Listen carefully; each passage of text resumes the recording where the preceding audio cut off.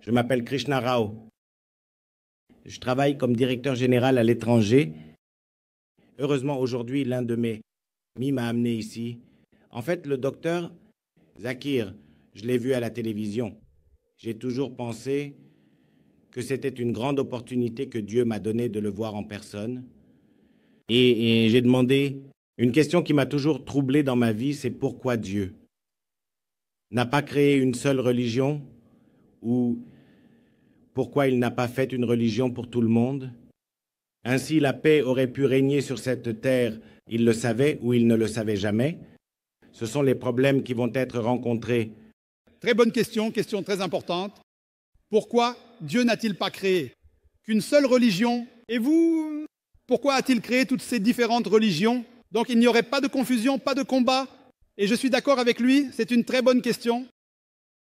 Et si vous lisez le Coran, Allah dit dans le Coran, dans la sourate Al-Imran, chapitre numéro 3, verset numéro 19, « Inna ad-dina inna Allah ila islam » la seule religion acceptable aux yeux d'Allah est l'islam. L'islam signifie soumettre sa volonté à Dieu Tout-Puissant. Donc si vous lisez toutes les religions, Dieu Tout-Puissant n'a envoyé que des messagers pour prêcher une seule religion, tous les messagers qui sont venus depuis Adam, paix soit sur lui, jusqu'à Noé.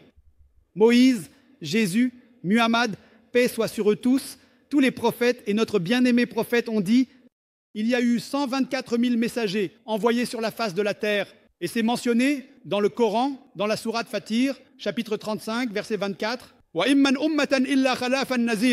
Il n'y a pas de nation ou de tribu à laquelle nous n'avons pas envoyé un avertisseur ou un guide. Allah dit dans la sourate Ra'd, chapitre 13, verset 7, et à chaque peuple nous avons envoyé un avertisseur.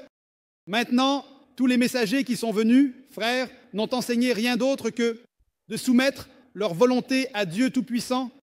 Et le message de base que tous ces messagers ont enseigné est l'unicité de Dieu. Il n'a pas engendré, il n'a pas de mère, il n'a pas de père, il n'est qu'un seul, il n'y a rien qui lui ressemble. Mais avec le passage du temps, tout ce que les messagers ont prêché a été corrompu. Et si vous avez entendu mon discours, j'ai mentionné que la plupart des écritures qui sont venues avant le Coran ont été modifiées.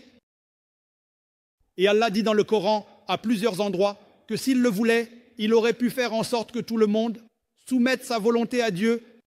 Tout le monde est musulman. Écoutez, frères musulmans, ne le considérez pas comme une religion.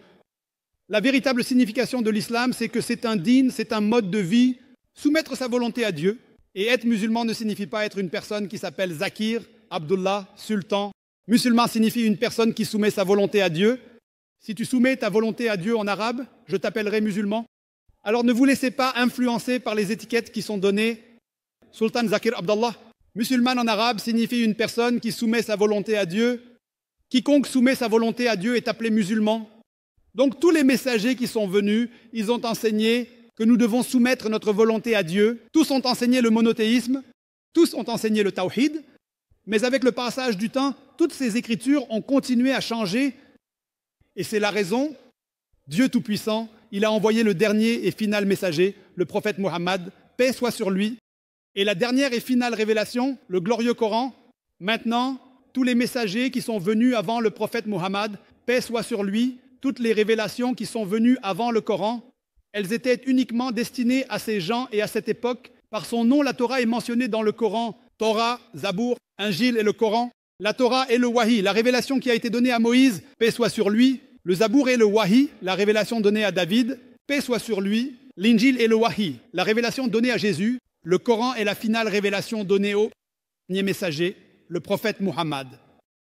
Mais le Coran dit aussi dans la sourate Ra'd, chapitre numéro 13, verset numéro 38, il dit « Le Kuli Ajalin Kitab ». À chaque époque, nous avons envoyé une révélation. Il y a eu plusieurs révélations envoyées, mais toutes les révélations qui sont venues avant le Coran et tous les messagers qui sont venus avant le prophète Muhammad ont été envoyés uniquement pour ces personnes et pour cette époque. C'est la raison pour laquelle le Tout-Puissant Dieu n'a pas jugé bon de le préserver, mais puisque le Coran est la dernière et ultime révélation, il n'est pas seulement envoyé pour les musulmans ou les arabes, il est envoyé pour l'ensemble de l'humanité. Et le prophète Muhammad, il n'est pas envoyé seulement pour les musulmans ou les arabes, il a été envoyé pour l'ensemble de l'humanité. C'est la raison pour laquelle il a été prophétisé dans tous les grands écrits religieux du monde. Et ce livre, le Coran, Allah dit, dans la sourate Hijr, chapitre numéro 15, verset numéro 9, nous avons révélé le Coran et nous le protégerons de la corruption. Alors, nous réalisons que le Tout-Puissant Dieu a envoyé des messagers pour prêcher une seule religion, c'est-à-dire soumettre votre volonté au Tout-Puissant Dieu. En arabe, je dis islam. Jésus-Christ n'est jamais venu prêcher le christianisme. Le mot christianisme n'existe pas dans la Bible. Tu sais ça? Dans l'intégralité de la Bible, le mot christianisme n'y figure pas. Il n'a pas prêché le christianisme. Le mot chrétien était un surnom donné aux disciples de Jésus à Antioche, mentionné dans le livre des Actes, surnom. Donc Jésus-Christ a prêché l'islam. Il est mentionné dans l'évangile de Jean, chapitre 5, verset numéro 30, que Jésus-Christ a dit « Ce n'est pas ma volonté, mais la volonté de mon Père, la volonté de Dieu. » En arabe, il n'a prêché rien d'autre que l'islam. De même, si nous lisons la Bhagavad Gita, Sri Krishna a dit que vous devez soumettre votre volonté à Dieu. Si tu veux dire en arabe, il dit que tu dois accepter l'islam. Ce que nous réalisons, c'est que tous les messagers n'ont enseigné rien d'autre que de soumettre sa volonté à Dieu. C'est la raison pour laquelle le Coran dit dans la sourate Al-Imran, chapitre 3, verset 19, en vérité, la seule religion acceptée auprès de Dieu est l'islam. La seule façon de vivre acceptée aux yeux de Dieu est de soumettre sa volonté au Tout-Puissant. Quoi? Nous devons revenir aux Écritures originales, retourner au commandement du Tout-Puissant Dieu et soumettez votre volonté, le commandement de Dieu, et alors vous suivrez le droit chemin. J'espère que cela répond bien à la question.